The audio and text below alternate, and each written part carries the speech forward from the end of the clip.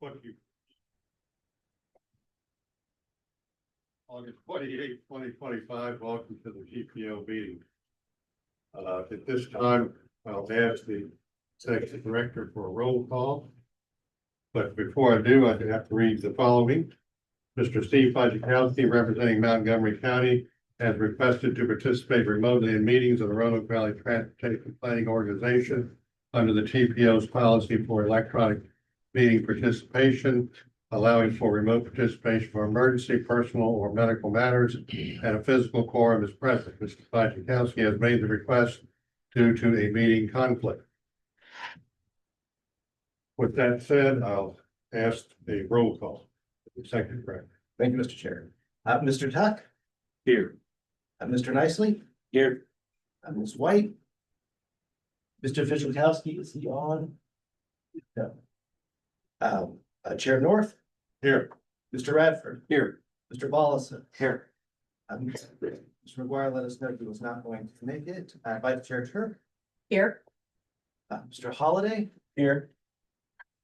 Mr. Lyles? Mr. Stovall? Mr. Price? Here. Mr. Stewart? Here. Mr. Huber? Online? Thank you. Mr. King? Here. We have a quorum, Mr. Chair. Thank you. Before we move on to item 3, consent agenda, I will entertain a motion to amend today's agenda to update item number 6 to read request from Roanoke and Botetourt counties to retain STBG allocation.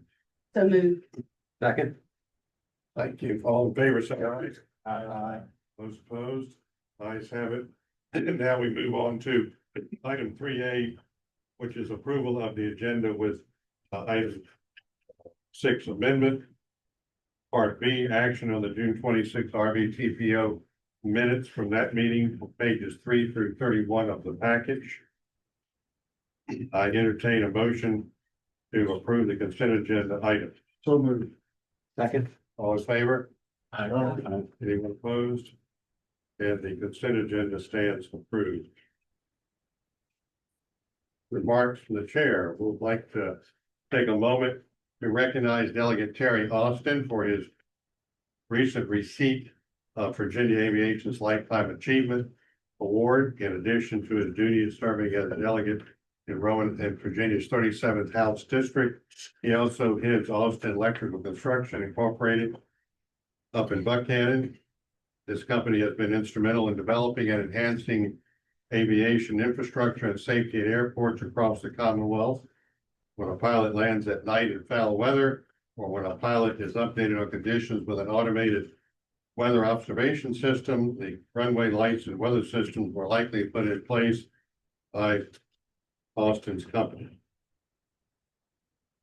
Part 2 of my remarks deals with I-81.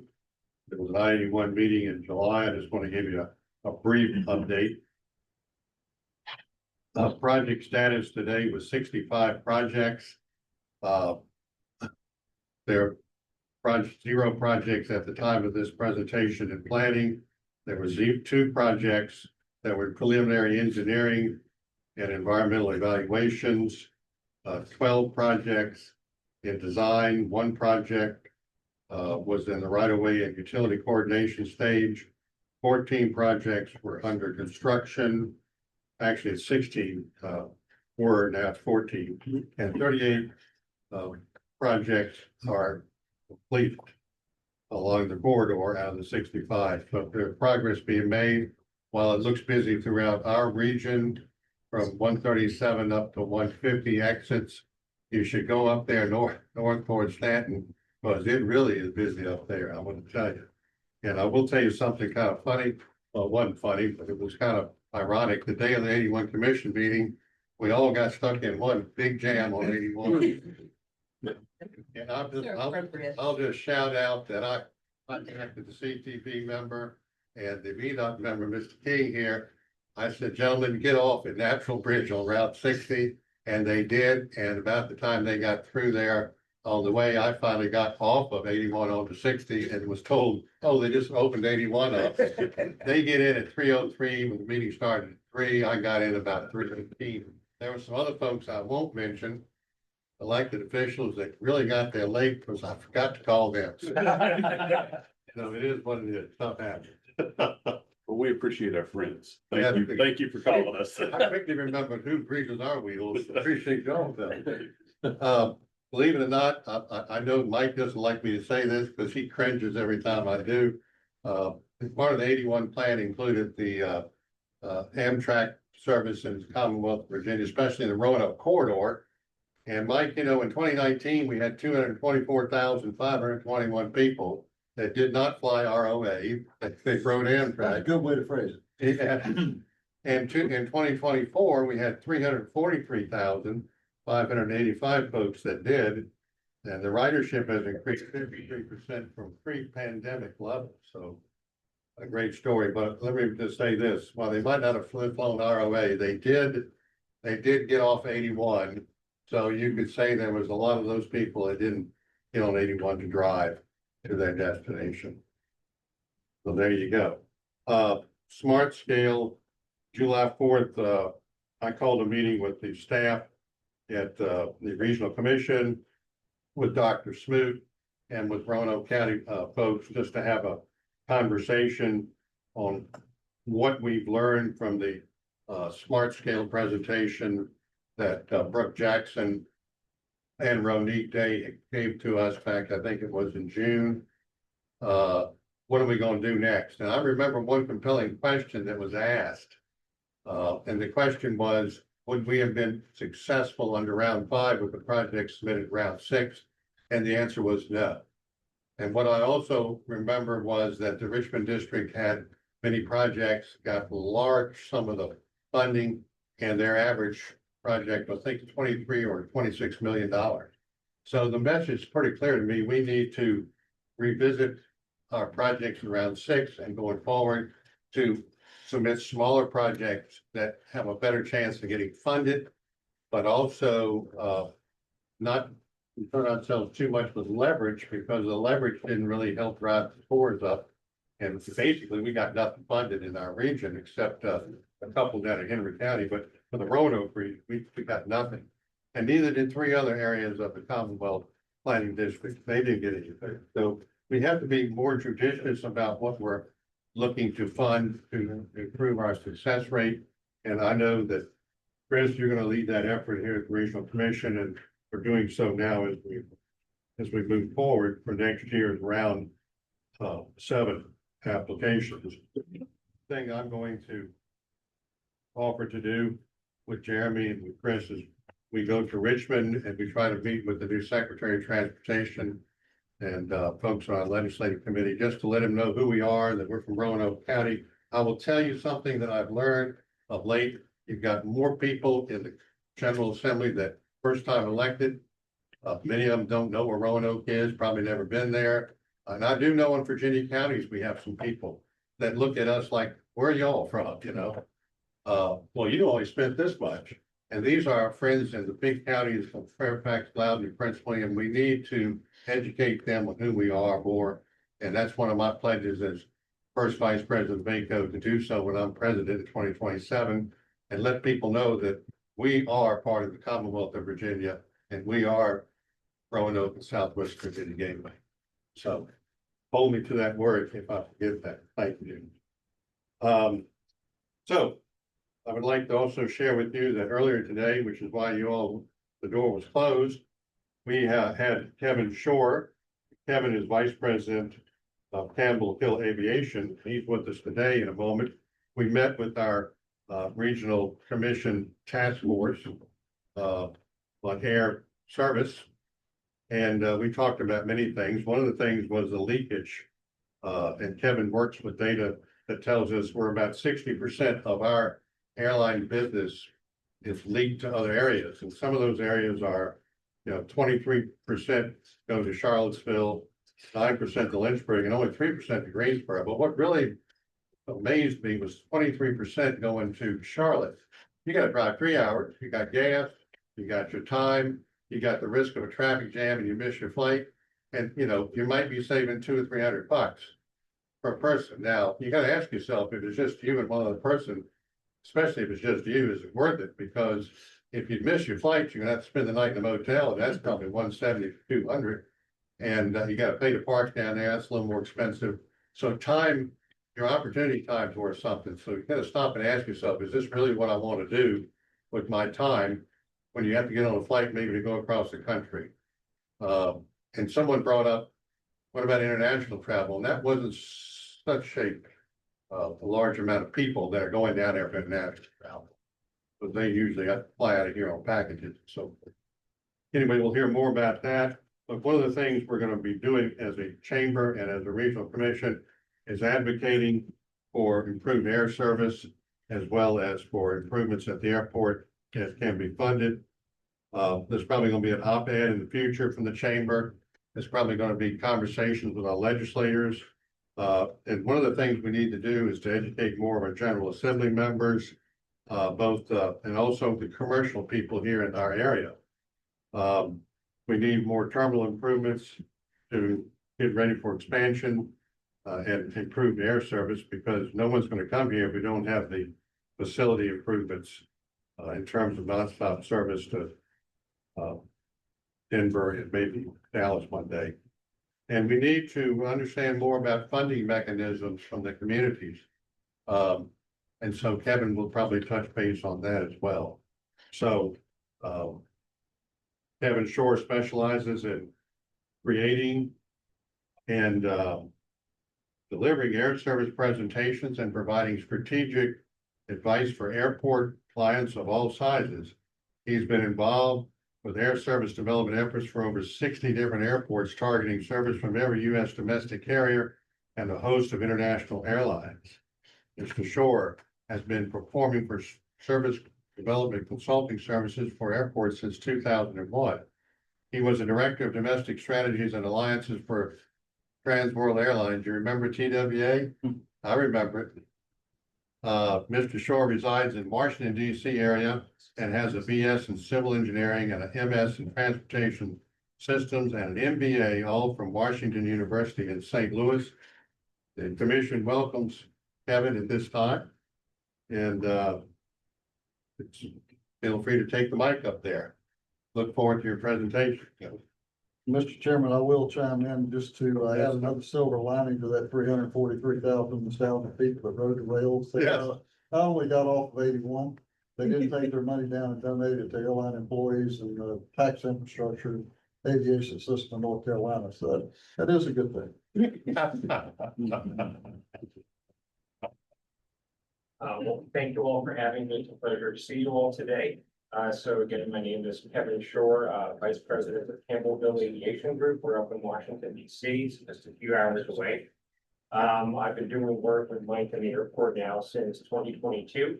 We focus on maintaining and growing air service for the Roanoke Airport, as well as a number of airports as well we'll talk about.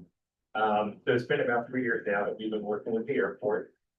So today, tell you a little bit about who we are, what we do.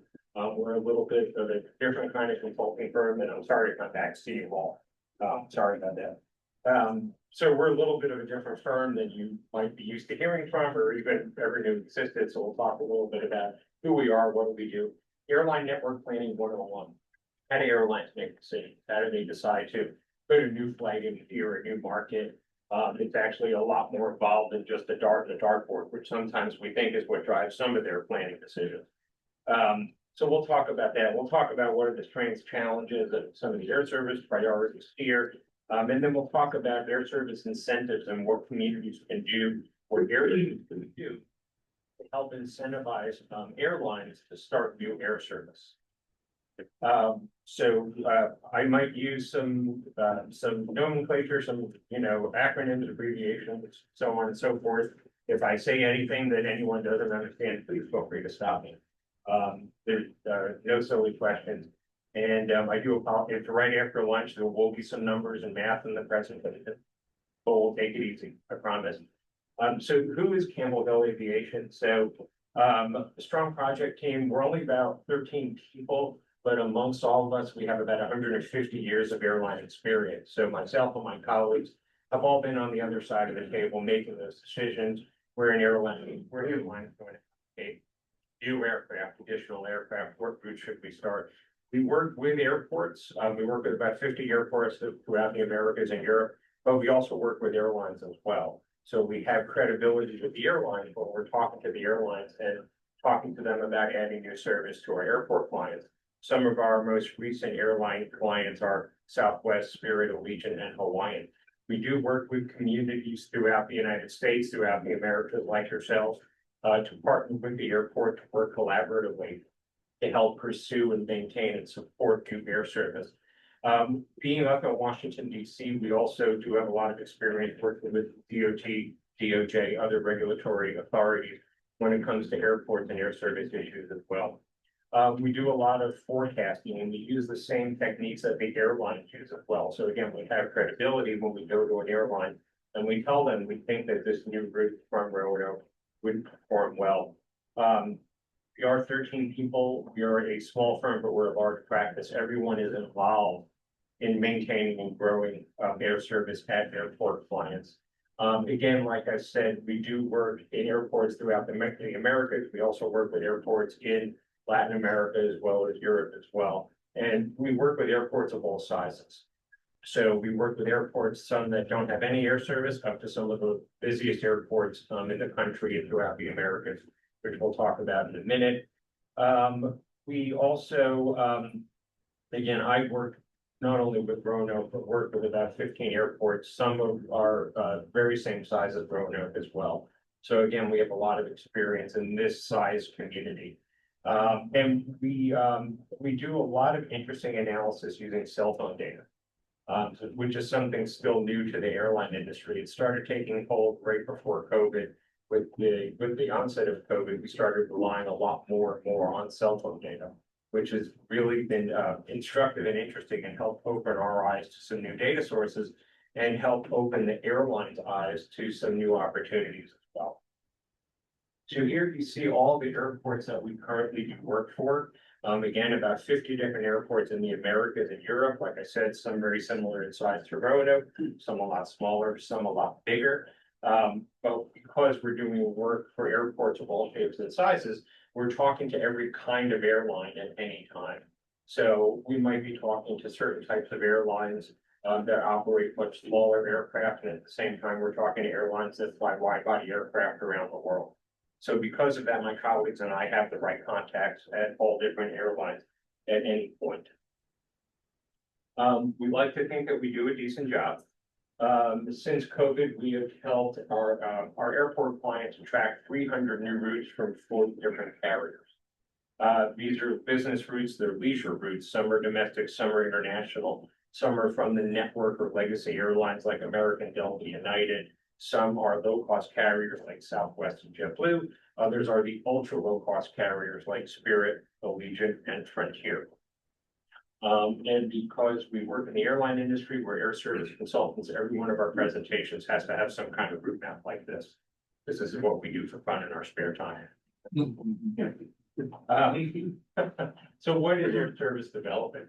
Why does air service need development? So airlines are focused on maximizing profits. And sometimes we look at some of the things that airlines do, and we really question that assumption, but everything really is driven by maximizing profits and the bottom line. And aircraft are movable assets, and not just because they fly, but again, an airline can say, well, you know, this flight's not working at Roanoke. We could very, very easily take that aircraft and move it somewhere else. So it's really important we make sure that the airlines are happy with their current service at Roanoke, happy with operating at the airport, make sure they're making enough money. So we work with Mike and the team at the airport to identify opportunities for growth, but we also want to keep an eye on weaknesses. And where a route might be weak, we want to make sure we do everything that we can to work with the airline to improve that performance. Because again, we don't want the airline to say, that route's not working, I won't take that aircraft and go put it somewhere else. And, you know, we are competing with airports nationwide. We're competing with all the airports that you see here sort of in the region. But again, the airlines can take the airplanes and go anywhere they want, some throughout the country, some throughout other parts of the world. And believe it or not, even though airlines have fleets of 800, 900, 1,000 airplanes, the resources really are limited. No airline has all the airplanes they want. to do everything they want at any given time. So again, it's make sure we do everything that we can to get as many of those limited resources as possible and hold on to what we have. So in the end, we're really focused on what's best for the air service needs in this community. So we work with network planners at airlines. So what is a network planner? So a network planner is responsible for all of the things that you see here. It's a very, very complicated job, very research and analysis based. But at any point in time, an airline network planner is looking at their capacity. Where do we adjust capacity up? Where do we adjust capacity down? Looking at new market research. Do we want to start service to this new airport that we currently don't serve? Or if we serve that airport, is there a new point that we can serve from that airport? They're unfortunately also looking at market exit evaluations. So is something not working where we have to pull service down at that airport or discontinue a certain route? Competitive analysis, what's happening in the airline industry at any given point in time? What are other airlines doing? What are they not doing? How well are they doing? Because again, that many times will dictate how an airline makes decisions. They're always doing some kinds of forecasting. That forecasting could be for a new route. So if we had a new route from Roanoke to San for example, how would that perform? But also forecasting 5, 10, 20 years out, what does our traffic and our revenue look like? So the people that we're talking to on a regular basis have a lot of things they're trying to do. And we want to make sure that they know at any given point in time that if they do have excess capacity, we want to see an additional flight into Roanoke. We want to see a larger aircraft. We want to see a new market as well. And there's lots of different kinds of data that we use to do that. We use airport capacity data, demand data, very important. So how many people on average every day are flying between Roanoke and a certain city? Load factors, how full are their flights that we currently have? Also looking at revenue. So if an airline looks at a new opportunity, what kind of revenue is that going to generate? And how does it compare to other similar markets they could serve as well? Operating costs, very, very important, incredibly capital intensive industry. So how much is it going to cost us to operate this new route from Roanoke to somewhere else? And again, how does that compare to other potential markets we can serve? And then regional demographics, looking at the MSA, looking at the county, the region, what are we seeing in terms of potential population growth, household income, business investment, business growth, college attendance, things. These are all the kind of things that the airlines look at. We also look at the catchment area and leakage, which we talked about earlier. We can see, for example, how many people live within 2 hours of the airport and are not using the airport for their trips, and shame on them. So we know on average, about 60% of the people that live within 2 hours of the airport are not using the Roanoke airport. And I know no one in this room has done that. That's very important data because the airlines can see how much demand is there from the airport, but they don't know someone that might live an hour and a half away is using another airport, but could be using the Roanoke airport. So we have a lot of data to help the airlines understand the true demand in the region. And like I said, we can see second homes. So for the people in the region, where do they own second homes in other parts of the country? So for example, we have some new data that shows a lot of people that own second homes in Myrtle Beach, in the Fort Lauderdale, Miami, Palm Beach area, and the Fort Myers area as well. And again, this is data the airlines don't have. So it just helps us build our business case when we talk to the airlines. And again, using a lot of cell phone data now. So we can look at any part of the region and look at cell phones in those regions and where are the cell phones going? How often are they going there? It's incredibly useful data. It's borderline creepy. But we can geofence a university, a hospital, a hotel, and see where are people coming from. Train stations. Sorry, I didn't say train station. And again, this just helps build a complete picture for the airlines. And if or not, it's data they don't have. So these are the kinds of data we're looking at and we're showing to the airlines every opportunity that we have. So the airlines take all the data that we just talked about and they look at that data in the context of these other factors that we see here. So what's the competitive environment right now, both in the Roanoke region as well as the industry as a whole? How are other airlines performing in the market? So if I'm an airline that doesn't serve the market right now, I'll take a look and see how are other airlines performing. Are they relatively doing well, or does it look like they're struggling? Aircraft availability, again, we've never talked to an airline that said, sure, we have all these airplanes sitting around and nothing to do with them. So at any time, we are battling for additional aircraft resources from all of the airlines. And as we all know, there are a number of different airplane types that are running 3 to 5 years late on certification. We know Boeing, Airbus, Embraer, others are running behind in terms of production levels and supply chain issues. So again, we're doing everything we can to hold on to whatever capacity we have and get whatever new aircraft capacity becomes available. And then seasonality is something that we look at as well. As you know, some routes are going to perform much better in February, March, and April than they probably will in June, July, and August, than they probably will in October, November, December. So we work with airlines to understand the seasonality of the individual market. So for those of you who've flown Allegiant to Florida, you know that their service changes wildly throughout the year. Whereas sometimes of the year they're serving a market upwards of 4, maybe even 5 times a week. Some parts of the year, they're not even serving the market at all. And again, we look at day of week as well, DOW there. So there are some routes that perform real well on Saturdays, other routes that you really want flights on Fridays and Sundays. So again, helping the airlines understand what are those key days. So the airlines then use this information to develop a list of potential routes. So they come up with a big list of potential routes.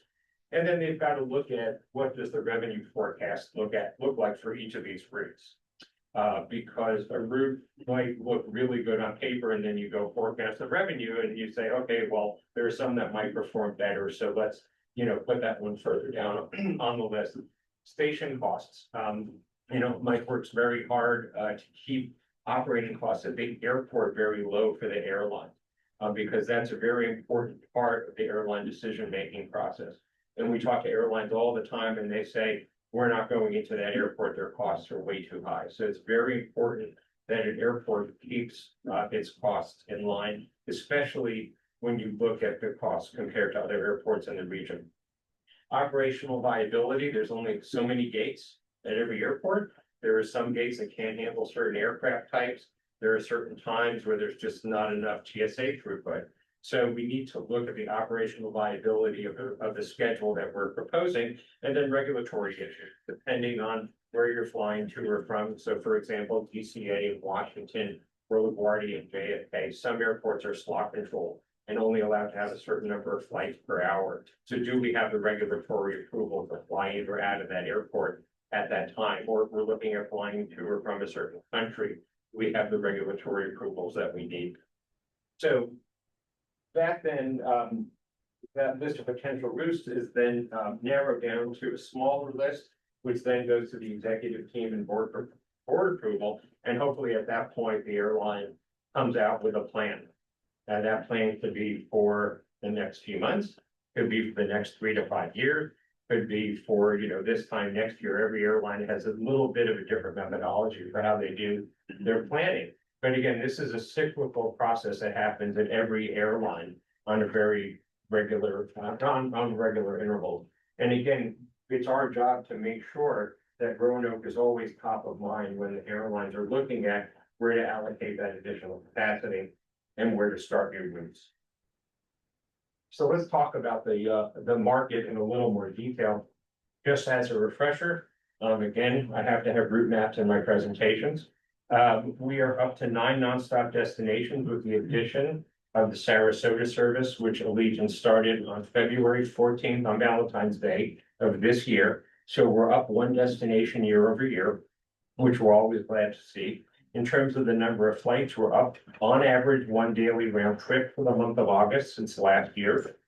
And then nonstop seats, our nonstop seats are up 3% since last year, just for the month of August, which is great. We want to see growth in terms of new dots, new flights, and more seats. Our average aircraft size has gotten about 1% larger as well. So over the past year, we've seen, like I said, the new Sarasota service. We also have that a new American service to Chicago, which started just on August 7th. With a 70-seat regional jet. So it's one of American's few flights here that actually has a front cabin on it as well. Has anyone taken that yet, or has anyone booked tickets on it yet? Okay. Ready to go, okay. And then, just as important, we also have Delta adding that fourth flight to Atlanta, which happened November of last year. So going from 3 to 4 flights gives you just a lot more schedule options and gives you the ability to connect to many more flights in Atlanta, which is one of the busiest, if not the busiest, I forget, airport in the world.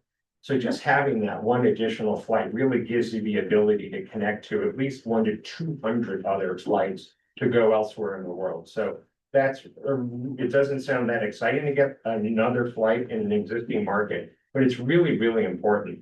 Also getting that third flight to Chicago on United, which started in March of this year. Again, getting that third flight to Chicago gives you the ability to connect to about another 100 flights at O'Hare. So again, we're doing everything we can to make sure the airlines add new flights, add additional capacity, give us larger aircraft when they can. Because again, the better these additional flights perform, whether it's a new route, whether it's additional frequency in the market, the more passengers that use the Roanoke Airport, the more new service we're going to get. So on the left side here, we're looking at our seat share. So what percentage of seats does each airline have in the market? So American has got about 41% of the seats in the market. That's down by about 2 percentage points year over year.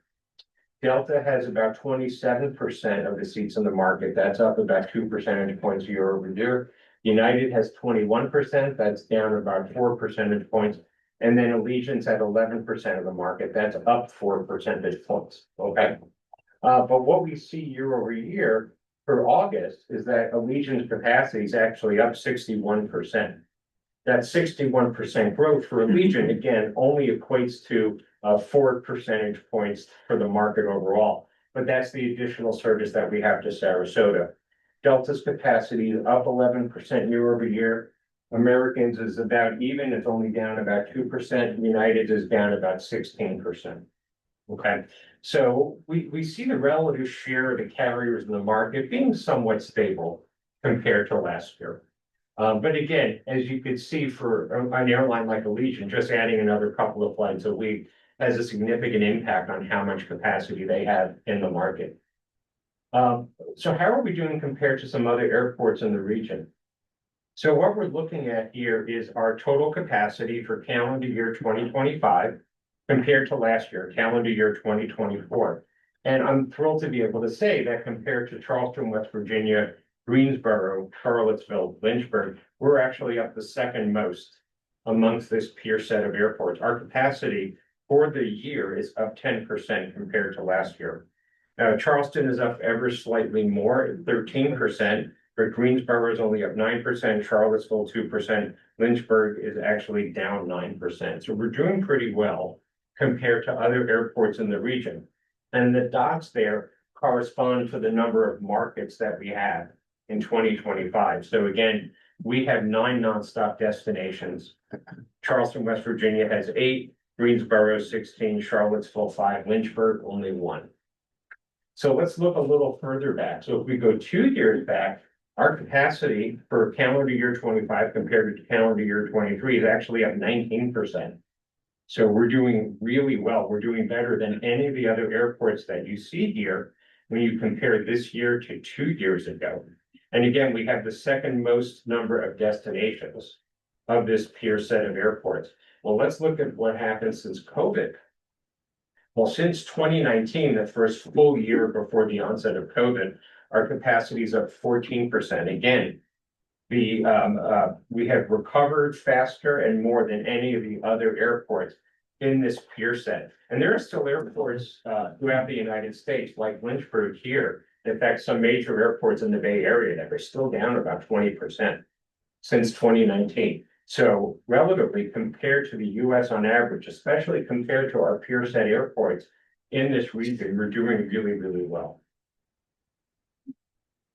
And, whoop, sorry about that. And part of that, I talked about airport costs, and I talked about airport costs as a decision factor in how airlines make network planning decision. On average, the airlines are only paying $6.90 for every passenger that they enplane at the Roanoke Airport. And that's really good, especially like I said, compared to our peer set airports here. At Washington Dulles, they're paying about double that. At Greensboro, they're paying, Greensboro, they're paying about $5 more per passenger. Raleigh, they're paying about $9, Charlottesville $8. Charlotte, just because they flow so much traffic through that airport, their costs are relatively low at about $4.74. The same, Lynchburg is $4.73. And again, the difference between $6.90 and $12.88 at Dulles, this is such a thin margin industry that really can make the difference as to whether or not a flight is profitable or not. So it's so important that we keep the costs down. And again, every meeting we have with the airlines, they always do comment how much they appreciate that, how important it is that we keep costs low. So the only thing working against us, which I know a lot of you probably are somewhat familiar with, is, and we are cognizant of the fact that the on-time performance at the airport is not as good as it could be. And we talk to the airlines as often as we possible to make sure this is something they're keeping an eye on. Because again, when you talk to American Delta United, they're serving hundreds and hundreds of airports. They can't always keep on top of on-time performance or cancellation rates at every airport. So whenever we meet with them, we do everything we can to make sure they understand that this is impacting their performance here and on some level impacting passengers' choice of airport as well. So again, this is something that we hear loud and clear, and this is something we're talking to the airlines as often as we can. So I talked about leakage a little bit earlier, looking at what airport people are using in the service area. So when we talk about the Roanoke service area, that's the area that you see in yellow there. Okay, so again, like I said, airlines know the demand that's going in and out of our airport. But we want to help them understand that they really can attract people from this whole area in yellow, not just Roanoke itself. So our job is to show them how many passengers are using other airports that should be using Roanoke. So again, everyone in this yellow area should be using Roanoke as their #1 airport, if we assume all airports have the same levels of service. But we know they're not, okay? And again, this is something in our term that we call leakage. So we know there's leakage from our service area, the area in yellow, to other airports. And again, like I said, the airlines actually don't have this data at their fingertips. So it's incumbent upon us every time we talk to them to help them realize that there's actually a lot of demand that's not being captured in the numbers to and from the Roanoke Airport, the demand data that we look at. So what we do is we draw a line, this is the black line that you see here, 2 hours around the airport. And any of the zip codes that are closer to Roanoke than any other major airport, we include in that area in yellow there. And again, I'm not considering Lynchburg a major airport for purposes of this exercise. So that's how we define the Roanoke service area there. And like we previously discussed, in this area, only 42% of the passengers in the yellow area are using the Roanoke Airport, 42%. 23% are using Charlotte, 9% using Lynchburg, 6% using Raleigh, and then drips and drabs going to Dulles, Richmond, DCA, Greensboro, and Charlottesville. And I'm not necessarily saying this is a bad number or it's a good number. Every airport has leakage on some level, okay? But we do know that there is a great opportunity for this 58% to start using the airport more than they are now. And the more people that use the airport and the more the airlines see people utilizing the airport, the more willing they're going to be to give us an extra frequency on an existing route, a larger aircraft, or possibly a new route as well. And again, this is for the market as a whole. This is going to differ based on the individual route or market that we're talking about. So for example, on the left side there, if we're looking at markets where we currently don't have nonstop service, so like Dallas, Denver, Boston, Las Vegas. On average, in those markets, only 35% of people are using the Roanoke Airport. So if we look at all the markets collectively where we don't have nonstop service now, only 35% are using the airport. 26% using Charlotte, 11% using Lynchburg. But if we look at those 9 markets where we currently have nonstop service, holy cow, look at that, 70% of the people in that yellow area are using the airport. So I can say to an airline, hey, if you start nonstop service to a new market, we're gonna see usage of the airport for that market jump from 35% to 70%. And that's amazing. It's amazing to see that much of a difference in terms of the airport utilization, whether or not we have nonstop service. And again, it helps the airline model what's going to happen if I start that new route. And we have some airports where you don't see much of a difference between the two. So when the airlines see that, they say, well, okay, it doesn't look like the market really gives a hoot whether or not we have nonstop service. But in this case, we could say, look, airline, when we have nonstop service, people will utilize the airport. So this is really powerful information. So I did say there'd be some numbers. So what we're looking at here are our top 25 destinations for the service area, okay? And again, when I say destination city, if you take a market like Orlando, for example, we're adding together the 2 Orlando airports, MCO Orlando International and SFB, which is Orlando Sanford Airport, okay? So that's why these are destination cities and not destination airports. So O&D passengers using Roanoke. An O&D passenger is an origin and destination passenger. So this is a passenger starting their trip at Roanoke or ending their trip at Roanoke, okay? So for example, for year ended first quarter 2025, there were 51,000 people that flew between the Roanoke Airport and Orlando. And these are one-way trips. So if you divide that by 2, you get round trips, okay? So we know these people were starting their trip in Roanoke and getting to an airport in Orlando. They could have connected once, twice, 3 times, 4 times. We don't really care. All we know is that they wanted to go from Roanoke to Orlando or vice versa, okay? So you could see 51,000 people had, there were 51,000 one-way trips between Roanoke and Orlando for year-ended first quarter 2025. Based on the leakage data that we had, which again, we get from our cell phone data, we know there were an additional 43,934 one-way trips to and from our service area for people that didn't use the Roanoke Airport. So we know that total market size is actually 95,000 annual one-way trips from the service area to Orlando, people using the airport, people not using the airport. That's the equivalent on average of 130 people or passengers per day in each direction between Roanoke and Orlando. That's what we call a peak. So 130 people, that just perfectly fits an airplane, doesn't it? On average, 46% of that traffic is using another airport. So again, that's our leakage divided by the total market size. And we know that that number is up 6% year over year. So this is the kind of data that we use to discuss with the airline. So for example, the markets that you see here that are shaded, the South Florida market, for example, the airlines can see in their data that there's 24,000 one-way trips between our service area and South Florida. And then it's in our job to show the airline, hey, there's another 44,000 people that aren't using the airport. So even though your data only shows 24,000, the total market size is actually 68,000.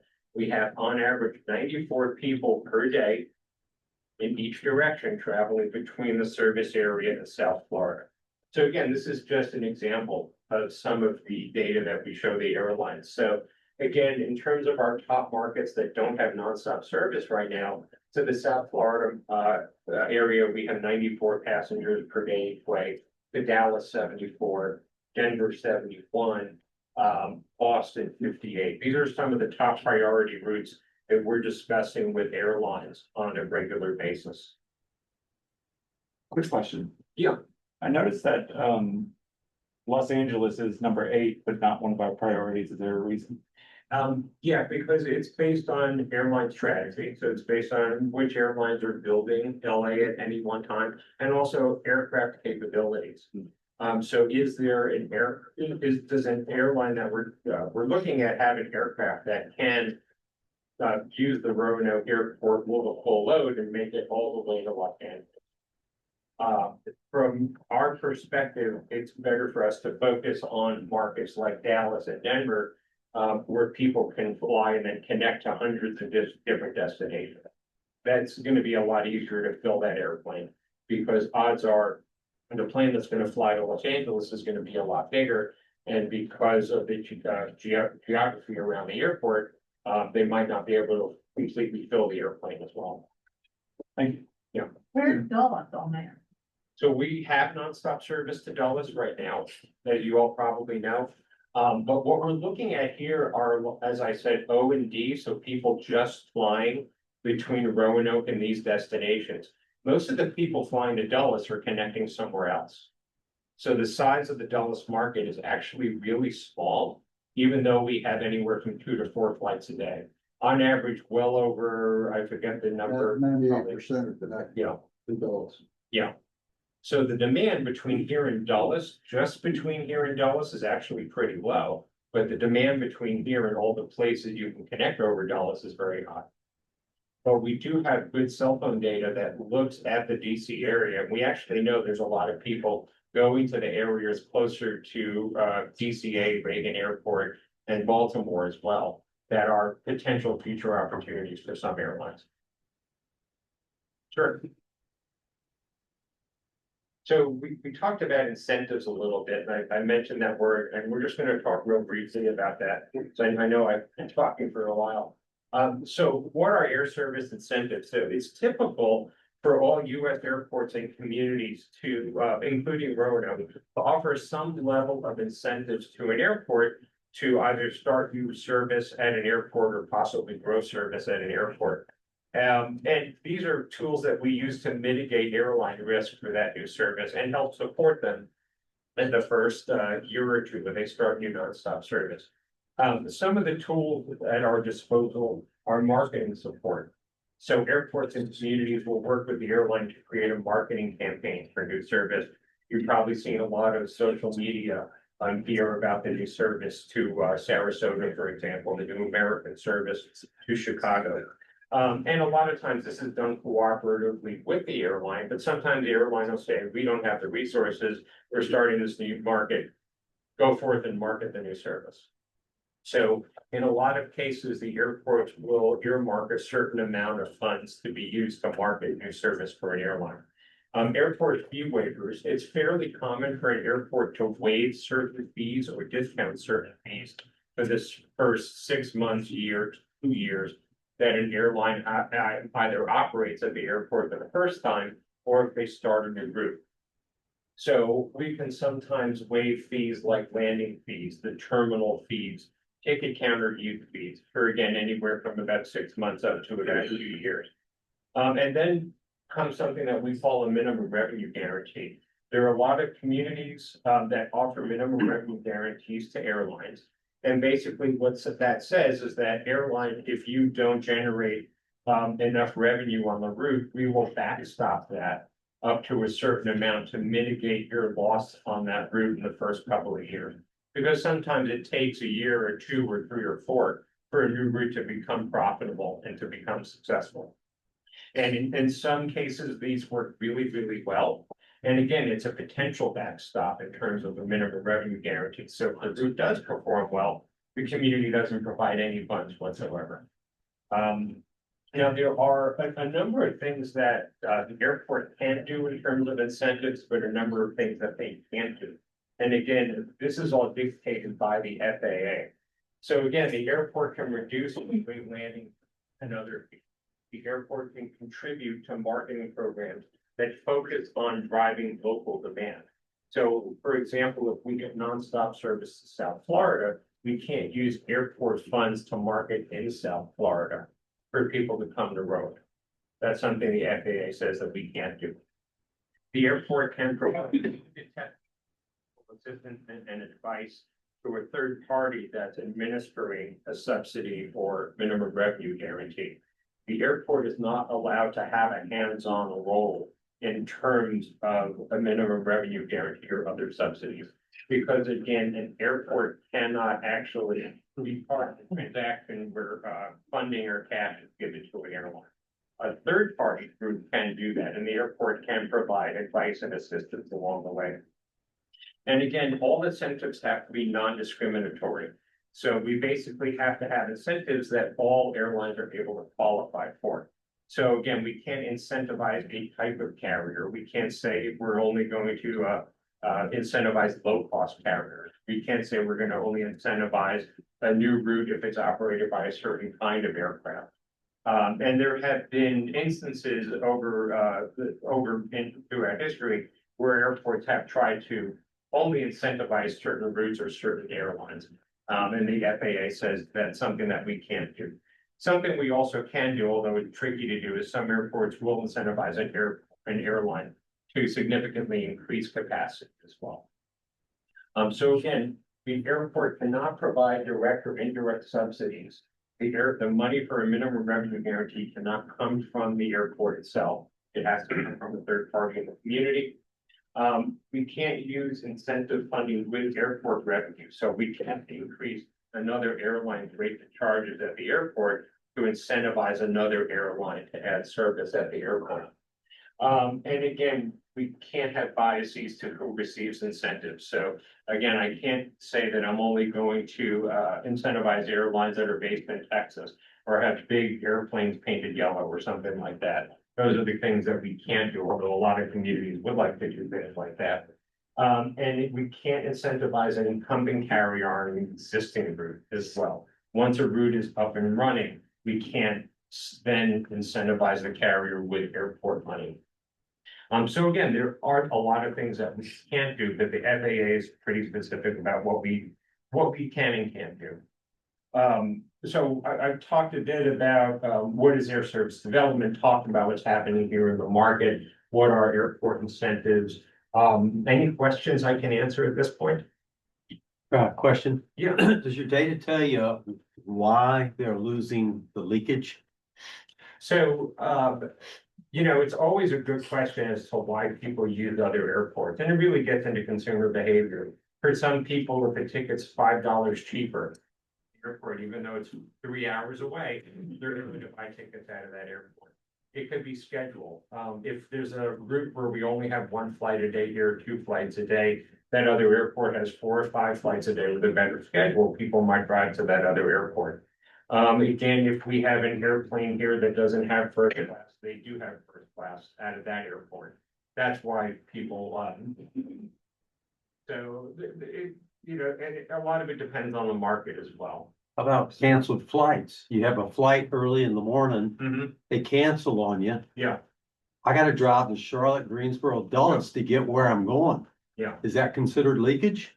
Yeah, It would be, yeah. yeah. Yeah, and again, we do talk to the airlines as often as we can, just to make sure they're keeping an urban operating performance.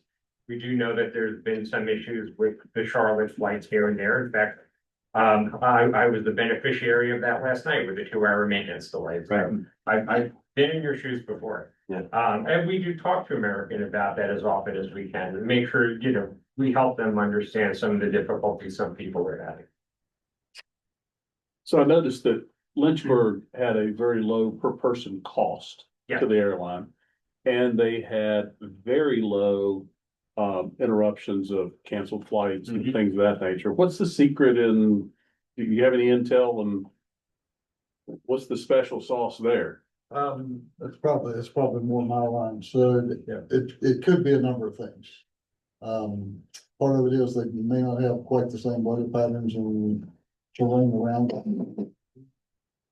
More than likely it is the schedule that they're flying.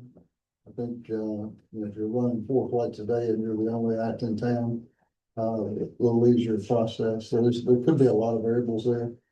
But, a lot of months we would be above their performance. it kind of depends. Here lately, it seems like all the hubs have had their challenges, so we've kind of been hit from every direction. Yeah. But it's hard to put your finger on one thing that would say that's why they operate better. But anytime you've got something that's kind of simplified and smaller, it has a better chance right out of the bat. That per person cost could be the simplicity of who they're aligned with. Per person cost for two things, but it's probably a combination. One, that facility's been there a long time, probably doesn't have a lot of debt service on it. Hmm. And you've got one airline that's kind of hunkered down, that's minimized their space. What cost per employment does not include is the ground handlers that they pay to work their flights, to park, to unload bags, all that kind of stuff. That's their cost. Obviously, it's the cost to fly to the airport, but that's not baked into the airport's cost per employment. Gotcha. What they're getting charged for is what's actually being charged back from the airport for the airport. Mhm. And the airports are only allowed to charge back, basically what it costs to operate. We can't bill them for, as kind of the air service incentive. We can't go give money to something. We can't advertise with Chamber of Commerce, and ask the airlines to pay for that. On the incentives, who qualifies as that third party person or entity to give that incentive? Is that governmental, quasi government? Anybody that doesn't fall under the FAA and Department of Transportation's purview. So if Carillion walked in and said, hey, we want to give American $5 million a year or whatever, because we think our CEO needs to go here, they could. Yes. Do you have their phone number? Yes. No, but Phil does. And in some communities, there are corporations that do support incentives. Absolutely, but it's typically a third-party organization driven by economic development or tourism entities, or some combination of businesses. Bristol, I think, had or still has some incentives. Yeah. I'm not sure who's behind the incentives. Local governments, I think maybe Tennessee and on the state line there, Tennessee and Virginia governments. Yeah. So there's, Tri-Cities has got two different packages. They've got a local community non-airport fund, which is what bought the recent ultra low cost carrier service. They also have the same type of grant that we have for Dallas and Denver. It was not part of what they just got awarded. In Chicago, it's what they have a low service incentive from the government on, and they obviously do get Chicago that much. Any more questions? Yeah. Thank you. Kevin, thank you very much. Appreciate that. And Jeremy, we've got to get copies out to the Air Service Task Force and everyone else before the next meeting, because I feel like this is important data for all of us to remain fresh in our minds going forward. You may see some questions that you don't have. If you do, send them to Jeremy and or Chris, and we can get those to Kevin to answer later on afterwards. Great presentation. I mean, you know, the devil's in the details. The data is convincing, and it sets the stage for everyone to understand what's going on in the aviation industry right here at Roanoke and the rest of the state of Virginia. What really befuddles me though is that Charlotte piece, how people will drive 3 hours. If someone's got a family of 4 and can save $200 a ticket, I understand that. I mean, that's just a family financial decision. Yeah. But for one person, you know, you don't make it there, and you're gonna incur a hotel that's gonna wipe out your $200 savings. Yes, Mike. Just to point out, and I didn't want to interrupt, but the one slide that Kevin had that showed the 3 circles and the percentage of the market. Yes. So if you're the airline, if you're American, and you know, you're picking up most of that 23% of leakage to fly, say, to Dallas, and there's only 74 people going to Dallas every day. Why would you put a multi-million-dollar airplane in another airport? You're getting a business anyway. Exactly. And that's where we telegraph. Yeah. How we behave is telegraphing the airlines what will support. Exactly. Good point. Very good point. Okay, let's move on because we do have a packed agenda, so we're gonna move very quickly as much as we can. Item 6 has two parts. It's first Roanoke County, then part B is Bonnashot. Roanoke County Dale Hollow Road, consideration to retain STBG funding, pages 32 through 34 of your package. Chair recognizes Megan Cronice with Roanoke County. Thank you, Mr. Miller. I have a few slides to show that would pertain to the letter that's in your packet. Megan, can you make sure that microphone's working and raise it up if you need to? How's that? Get Better? closer. Yeah. That's Get good. closer. Get closer to this one. We can't hear back here with the air. Okay. I'll do my best. Thank you. Thank you. I have a few slides about the Route 460 Down Hollow Road intersection. There's a letter in your packet with more details and sketch. Intersection location really quickly. This is right off of Interstate 81 and exit 132, Dixie Caverns. The intersection is here in orange at Down Hollow here, 11460 West Main Street there. We've been working on this intersection for quite some time with a lot of help from VDOT. So starting in 2013, the Route 11460 corridor study was completed between Technology Drive, Roanoke County, and exit 118 on 81 in Montgomery County. There were a lot of great recommendations that came out of that study. Dow Hollow was identified as a crash hotspot with lots of angle crashes occurring, and it's primarily vehicles turning from Dow Hollow onto West Main Street. There was also a traffic signal warrants done, and one of 3 traffic signal warrants was met. In 21 and 2022, VDOT worked again with WRA and RK&K to do another study of the intersection. The considerations for the study were looking at those angle crash patterns again, accommodating the I-81 detour volumes, and considering impacts to adjacent intersections and private properties. The alternatives that we reviewed with the consultants and VDOT were a continuous green T with a signal, a restricted crossing U-turn or R-cut unsignalized, a roundabout, and a 3-phase traffic signal, which was our recommended alternative as it was the most cost-effective solution to address the issues. The final application was not submitted through Smart Scale Round 5 because the traffic signal warrants were not met. So in 2023, OIP approved a project pipeline study to look at the intersection again. The purpose was to improve roadway safety and preserve capacity. The alternatives we considered were a continuous green T again, a peanut roundabout, which you see here, and a 3-phase traffic signal. We had community engagement, a survey in August of 23 with 241 respondents. In February 24, we had a community meeting and a survey with 74 attendees packed into the lumber community room at the library and 487 respondents. There are a lot of folks out here who've been complaining for a long time about how bad this intersection is. And we heard it firsthand when we were out. The peanut roundabout was determined as a preferred recommendation to submit for Smart Scale Round 6. We requested that the TPO submit the application for high priority program funding. This is what it looks like, that addresses not only the Dow Hollow intersection, but also the Fallbrook Drive intersection at Witch. In September 23, we requested SCBG and CRP leverage to reduce the cost of the peanut roundabout. In spring of 2024, this intersection was also identified in our Safe Streets and Roads for All study as the #1 high crash corridor in the entire county for serious injuries and fatalities. In June of 2024, this body designated $4 million in STBG and CRP conditionally committed funding for the project. That August, TPO staff submitted the application at Smart Scale Round 6. In late 2024, the Salem Residency implemented interim safety improvements at the intersection to reduce the crossing distance from Dow Hollow to West Main Street to try to help reduce some of those crashes in the interim. And in January of 2025, we learned that the project was not included in the Smart Scale Round 6 recommendation. Final request for the project for the leverage was $52.7 million for that peanut style roundabout. Backing up a smidgen to talk about Interstate 81 between exit 137 at Wildwood and 128 at Ironto. This is widening both northbound and southbound. In early 2023, VDOT started preliminary engineering for the northbound only widening. In December of 2023, the CTV supported an amendment to the CIP to add the southbound widening to the project so that both directions could be addressed at the same time. In spring of 2025, VDOT contacted Roanoke County about the potential need for temporary signalization at the Dow Hollow intersection as part of the widening construction.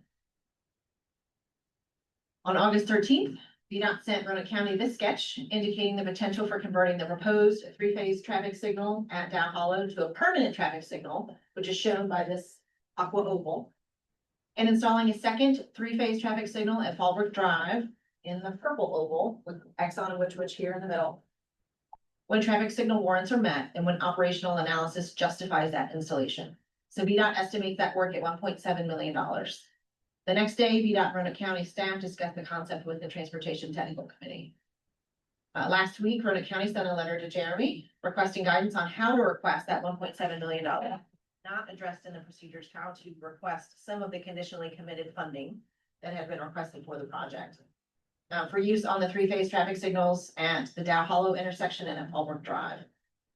Today, we are here to discuss at the RVTPO meeting, and then later this year, VDOT will issue a request for qualifications for the I-81 design build project, and we'll hold a design public hearing. In early 26, VDOT will issue a request for proposals for the 81 widening project. 26 and 27 construction will be underway with construction to be concluded in 2035. So in summary, the Route 460 at Dow Hollow Road three-phase traffic signal, even if temporary, will be needed through at least 2035 and for 10 years. This last slide is showing development activity in Roanoke County. So there are a number of boxes and arrows on this map. The two stars indicate the Dow Hollow intersection and the Fallbrook Drive intersection and the proposed three-phase traffic signals to show that there's a lot going on in Roanoke County in this area. We do have I'm trying to laser point, proposed hotel behind the Witch, that's the same property owner. This is a property rezoned in 2025. We have undeveloped R1 land across from the Dow Hollow intersection. We've had commercial discussions about that property. There's also a proposed convenience store with fuel pumps. We have a TIA under review with VDOT right now for the other side of the Dow Hollow intersection. Panda Storage is under construction here. This is mini storage warehouses. We have new single-family residential here in this neighborhood. We have the Suncat warehousing and distribution use opening in the Roanoke County Center for Research and Technology, either this year or next year. And then we have Mack Trucks expanding, which started, I believe, last year, will continue through this year at Valley Tech Park. So there's a lot going on in this area, which will increase the traffic volumes and hopefully will justify that permanent signal and a set of permanent signals here in the near future. With that, I'm happy to answer any questions. Are there any questions or have no comments? Okay. If this was corporate America, we could turn on a dime and vote today. The money was given for this project and the ask is only for a part of the project. And then turn the rest back over. This isn't corporate America. We have procedures and we have to work through. I would like to send a signal of positivity just by consensus, not a vote today. And I would support this, not because it's Roanoke County, because it just makes common sense. You give someone $4 million for a project, it doesn't get funded. The leverage piece didn't succeed in getting it funded for the higher cost of $52.7 million. And as a matter of fact, this project would not have been funded in round 5 of Smart Scale. So we have to do something to address the needs for that area. And because it was $4 million for this project and we're only asking for 1.7, I would certainly hope it would be the consensus without a formal vote to show VDOT that this is something we need to work towards to. In the meantime, with that said, we need to send it back to the TTC for them to amend language in the STBG Part 3 section, which we're going to talk about a little bit later today, Allison's Tenet is, because it needs some work that wasn't done earlier this year regarding another project. There are exceptions in this world. We're going to see more of this going forward, perhaps with Smart Scale Route 7. So let's go ahead and use some common sense to the extent we use STBG money on a project. If we don't need it all, then let's use some of it if VDOT has plans for the future. So that's just my 2 cents on the subject, and I would hope the rest of you folks who can vote would agree with that because it's going to come back to us hopefully next month. So I see some head nodding going on out there. Do we have 4 or 5 more heads? Okay, they see that. So if there's no questions, I will entertain a motion to refer this to the TTC for review and recommendation. I'll make that motion. Second. Is there who's the second? Peter Bolson. All in favor, say aye. Aye. And this subject goes back to TTC. We hope to see it next month after the TTC meets. The TTC didn't have a vacation in August, did you? You did. Did you have one in July? We did. Oh, no more vacations next year. Thank you, Megan, very much.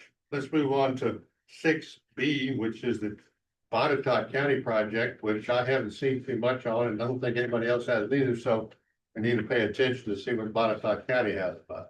All right, well, good afternoon, Mr. Chair, members of the board. I'd like to reflect on the statements that you just made. I think you could probably say the exact same statements about this project in Botetourt County. Could you state your name for the record, please? Yes, my name is Jonathan McCoy. I'm the planning supervisor of the Department of Community Development. It could be the first time I presented to this board, so. Very good. Well, all right, so similar to the Roanoke County request, Botetourt County has applied for funding through Smart Scale since round 3 for the US 220 Super Street project. Back in round 3, it was about $7 or $8 million. It is now $23 million. So it has just gotten more and more expensive as time has gone on. We've tried a number of times to apply for funding, not been successful. Proposed to convert a number of crossovers to R cuts on US Route 220 in front of and near Lower Botetourt High School. Also proposes a couple traffic lights there as well to allow folks to get into the high school in the morning and the afternoon when school goes into session and when it gets let out of session. Project received $5 million in SVG leverage for Smart Scale round 6. There's also an additional $924,000 for nearly $6 million of leverage. Just like Roanoke County, that $6 million did not move the needle one bit, and we did not receive any funding through Smart Scale. Another piece of this background is we work with Roanoke County and the town of Benton on the Safe Streets for All Comprehensive Safety Action Plan. We work with Timmons Group as part of that project. The consultant has done a cost estimate and project preliminary designs for a section of that overall project. The ask today, the most recent cost estimate provided by Timmons had the project combined cost at $2,060,017. We would like to have $2.5 million to fully fund this project, with the understanding that it is a smaller portion of an overall much larger project. The $2.5 million, of course, is bigger than what the project is estimated for right now. The estimate's not final. Timmons is still working on that with VDOT. And if it goes back to VDOT, it never gets cheaper from my understanding. It'll only get more expensive, but hopefully not more expensive than $2.5 million. And like I said, this is to help the project move along by funding a piece of the overall Super Street project.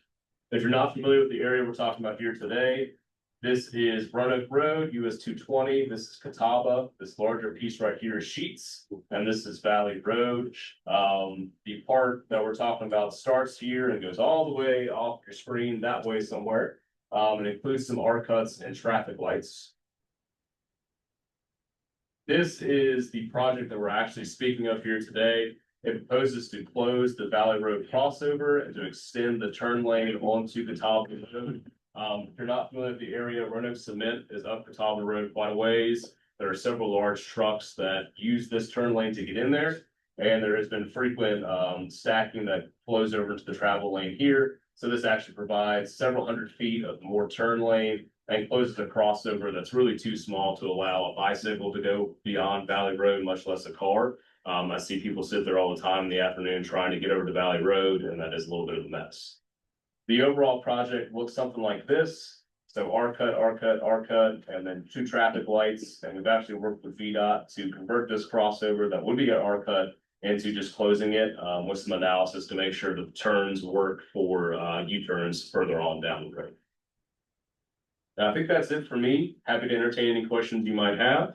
Otherwise, I think we're in the same boat as Roanoke County, as we'd like to refer this to the TTC to get some more information to you all at your next CPO.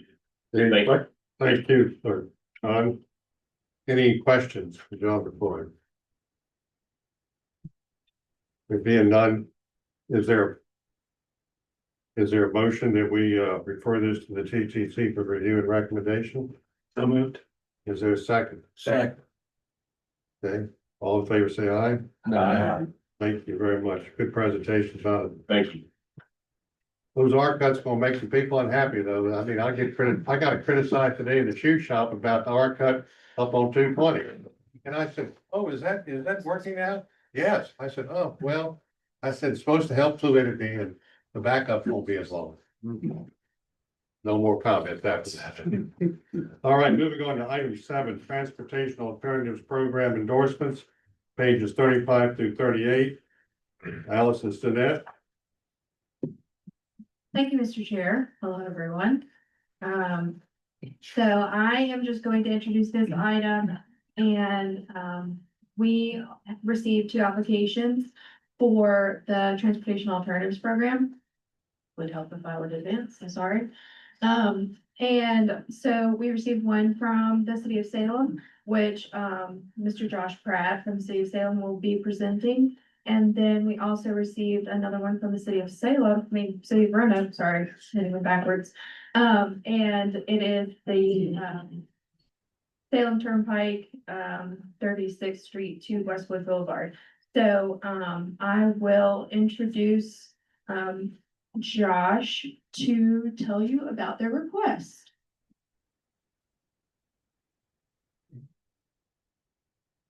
Thank you. Good afternoon, everybody. I'm Josh Pratt, City of Salem. I'm a civil engineer. Josh, can you move that mic up so we can hear you back here? Yeah, sorry. Josh Pratt, City of Salem, civil engineer with the Community Development Department. So we've got a TA project. This is part of the Roanoke River Greenway. This is actually the last unfunded piece, the unfunded gap we have in the city of Salem. There's a piece on the east side that we currently have under design that's also a gap, but this is the last piece on the west, and this is near Mill Lane, so that's the Sheets and West Salem. You come down Mill Lane over the tracks. We've got Greenway on both sides. We had a Safe Routes to School project, I believe it was the Woodbridge Safety Corridor that brought it up and installed a trailhead west of Mill Lane, and then we had a phase of the Roanoke River Greenway install a piece east of Mill Lane, and then we've got this gap remaining in the middle. So as part of the TA process, we're looking for endorsement support from the TPO, and our estimate at this time is just over $1 million, so it'd be a 80-20. We'd be asking for about 800,000 with a $200,000 local match. And yeah, I think this aligns with regional goals. Just saw somebody the other day get off the trail on the scooter and hop on the road because we don't have this transportation alternative. Yeah, corridor. So with that, any questions? Any questions? Thank you. Thank you, Josh. Very good job. Do we have someone else, Allison, to talk? It's just me. Okay, well, that's fine. Okay. So for the next request from City of Roanoke, this is the project, and I'm just gonna read exactly what they told me. So, essentially, this project is from a Safe Routes to School initiative with Fairview Elementary, and gosh, it's very big. Okay, sorry. So it is construction of curb, gutter, and sidewalk along this area. And it's my understanding that this area gets a queue of people picking up their children every day. So it's something that is really needed. And I know from the Safe Routes to School project that that has been something that's been needed for a long time. They are requesting 1.3 million roughly. And I might defer to any of the Roanoke City folks in the room if they want anything additional to add to this project. I think the biggest add on this, Allison, again, Ross Campbell, Director of Public Works for the City of Roanoke, is that this particular hotspot here has really been driven by some of the busing changes in Roanoke. We've reduced quite significantly the number of bus stops, and so we have a lot more kids walking. This has actually served the neighborhood that it is connecting to that first intersection. There are plans to expand this further on down, but we need to complete this first segment. We do have kids walking on a shoulder with about 18 inches of pavement currently, and that's just not a good situation. Any questions for Allison or Roanoke City? Okay, there being none, the requested is approval of a resolution with a roll call. Mr. Secretary. So let me get my roll call sheet. I apologize. We Motion. Yes, we have a motion to approve this resolution. Is there a second? Second. Roll call. Mr. Tuck, Yes. Mr. Nicely, Yeah. Mr. Bishop, Mr. Fidzikowski ever show up on? Oh, Mr. Fidzikowski.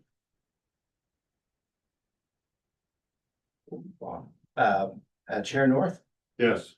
Mr. Radford, Yes. Mr. Volleson, Yes. Mayor Turk, Yes. Mr. Holiday, Yes. Mr. Price, Yes. and Mr. Stewart stepped away, Mr. Huber.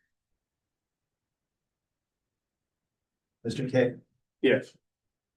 the motion passes. Thank you. Thank you, Allison. You might as well stay up there because item 8, amendment 5 to the 2045 Roanoke Valley Transportation Plan. Refer to package pages 39 and 40. Thank you. So I know you've all heard this a couple of times already. So we had public comment on these projects to be incorporated into the Roanoke Valley Transportation Plan. And then we also had a project, the Evans Springs Interchange Connection, being added into the priority projects to pursue. And we had public engagement from August 2nd to August 15th.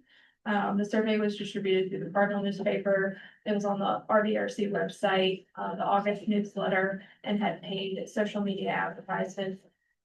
We only had 3 participants that participated. So, but they were generally in favor of the changes to the Roanoke Valley Transportation Plan. Do we have any questions? Any questions for Allison? Okay, so you're gonna add Evans Springs to this list? So it's just, that project is being added to the priority projects to pursue list. So, once it is fully funded, it would then go into the plan. Yes, sir. Okay, thanks for that clarification. Any questions for Allison? There being none, then I have a motion to approve the resolution and a second. So moved. Second. Second. Okay. All those in favor say aye. Aye. Opposed? Ayes have it. Thank you, Allison. Okay, Allison, stay up there. Item 9, amendment 5 to the FY 24 through 27 Transportation Improvement Programs, pages 41 through 42 of your agenda packet. Okay, so, this item was requested by VDOT for this project UPC 116197 to be ungrouped due to environmental impact changes. It's reached a threshold that for it to need to be ungrouped. And this also had the same public comment date with the same results. This is what the survey looks like. And general favorability of the changes. Okay, thank you. Any questions? Allison or anyone from VDOT? Okay, with hearing none, I'll take a motion in a second to approve item 9 on the agenda. So move. Have a second. Thank you. All in favor, say aye. Aye. Ayes have it, any noes? Okay, thank you. I carry the motion. Moving on to item 10. Round 7 Surface Transportation Block Grant Program, pages 43 through 45. Allison, you trying to set a record today? Yeah. You're doing a good job. Tell us about that. So, we started the process for round 7 for the SPVG and CRP programs. And we just wanted to tell everybody about that. I am holding office hours for your staff to talk with me about applications and updates and anything needing technical assistance. So, in the interim, while this process is starting, we are working on updating the existing financial plan, working with VDOT to confirm the balance entry. And then, from this process, we realized that we needed to update the procedures document. So we just wanted to inform you all that this is sort of what started this process, where we're at right now. We've had some people already submit their updates, and so, we will be, the next item is to talk about the procedures, but attached after this is a comprehensive list of deadlines and when, you all will be hearing and being required to do actions for, this round.